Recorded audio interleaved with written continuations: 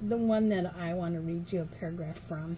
It's called The Dark Tower, and this particular volume is The Gunslinger.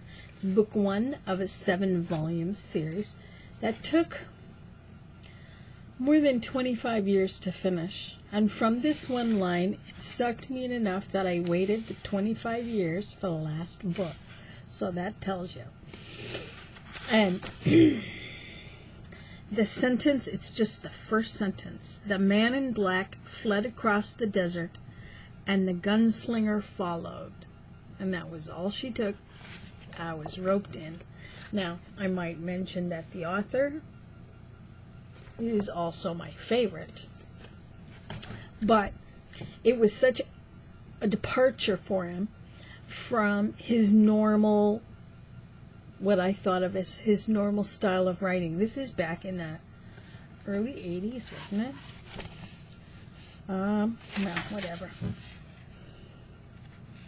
I guess in the paperback they don't tell you the year. Yes, they do. 1981. And at that time I thought of Stephen King as a horror writer, which I loved. Don't misunderstand me.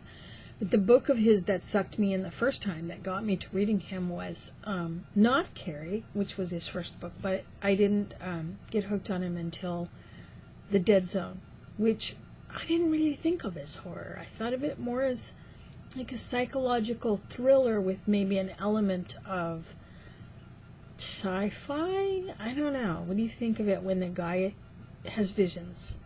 But other than that, there were no... The monsters in that book were the kinds of things that real people do. So, I don't know. Anyway, this one began like a cowboy story, and then you began to notice that the world they were in wasn't like ours, and of course their manner of speaking wasn't like our Old West manner of speaking. It was a little different. And I belonged... a few years later, I joined an online reading group called Alt Books Stephen King. It was a Usenet online, kind of a bulletin board, I guess. And I'm still friends with some of those people now, all these years later.